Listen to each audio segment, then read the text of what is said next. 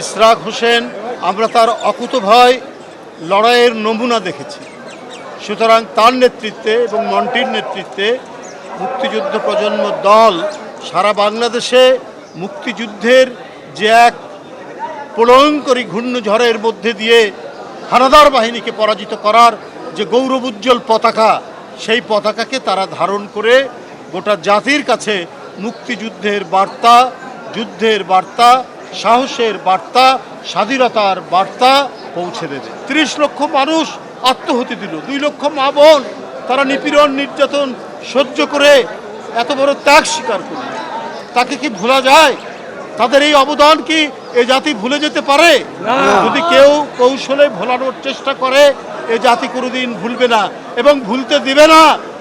ইশরাক হোসেনরা, মন্টিরা এইটা ভুলতে দিবে না। আমরা সবাই জানি ইশরাক হোসেন অত্যন্ত দক্ষ, যোগ্য সংগঠক এবং অত্যন্ত সাহসী তরুণ। আমরা ফ্যাসিবাদ বিরোধী সংগ্রামে আমরা তার নেতৃত্ব দেখেছি, আমরা তার অকুতোভয় লড়াইয়ের নমুনা দেখেছি। সুতরাং তার নেতৃত্বে এবং মন্টির নেতৃত্বে মুক্তিযুদ্ধ প্রজন্ম দল সারা বাংলাদেশে মুক্তিযুদ্ধের যে এক প্রলয়ঙ্করী ঘূর্ণঝড়ের মধ্যে দিয়ে হানাদার বাহিনীকে পরাজিত করার যে গৌরবোজ্জ্বল পতাকা, সেই পতাকাকে তারা ধারণ করে গোটা জাতির কাছে মুক্তিযুদ্ধের বার্তা, যুদ্ধের বার্তা, সাহসের বার্তা, স্বাধীনতার বার্তা পৌঁছে দেবে। আজকে এই বাংলাদেশ আমরা অনেক ত্যাগের বিনিময়ে অর্জিত বাংলাদেশ।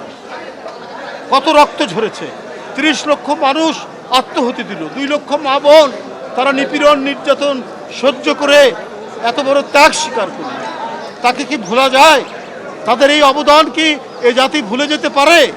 যদি কেউ কৌশলে ভোলানোর চেষ্টা করে, এ জাতি কোনোদিন ভুলবে না এবং ভুলতে দিবে না। ইশরাক হোসেনরা, মন্টিরা এইটা ভুলতে দিবে না। এটাই হলো অঙ্গীকার, এটাই হচ্ছে তারুণ্যের অঙ্গীকার।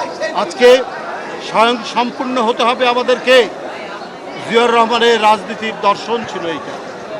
কি ছিল তখন দেশে? কিছুই ছিল না। কিন্তু গোটা জাতিকে তিনি উদ্বুদ্ধ করলেন খাল কাটা কর্মসূচির মধ্যে দিয়ে, শিক্ষা কর্মসূচির মধ্যে দিয়ে, যে আমাদেরকে লেখাপড়া শিখে আলোকিত হতে হবে। আমরা খাল কেটে বর্ষার সময় পানি ধারণ করব, শুকনো মৌসুমে সেচ দিয়ে আমরা ফসল ফলাবো, আমরা স্বয়ং সম্পূর্ণ হব। এই দেশ যেন আর দুর্ভিক্ষের কবলে না পড়ে। ৭৪-এর দুর্ভিক্ষের কথা আপনাদের মনে নেই, এই প্রজন্মের মনে নেই, কিন্তু আমাদের মনে আছে।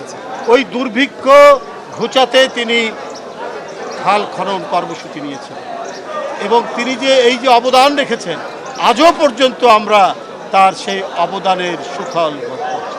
তাই আমি মনে করি তার সুযোগ্য পুত্র, তার জ্যেষ্ঠ পুত্র, গণতন্ত্রের আপসহীন সেনানী দেশনেত্রী বেগম খালেদা জিয়ার জ্যেষ্ঠ পুত্র তারেক রহমান দেশের প্রধানমন্ত্রী।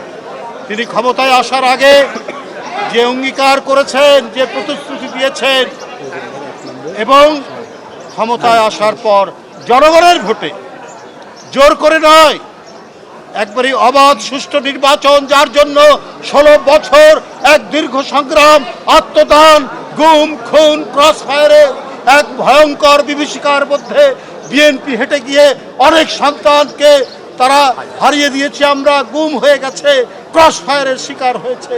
এত আত্মদানের মধ্যে দিয়ে আমাদের পাওনা যে গণতন্ত্র, আমরা সেটা পেয়েছি জনাব তারেক রহমানের নেতৃত্বে।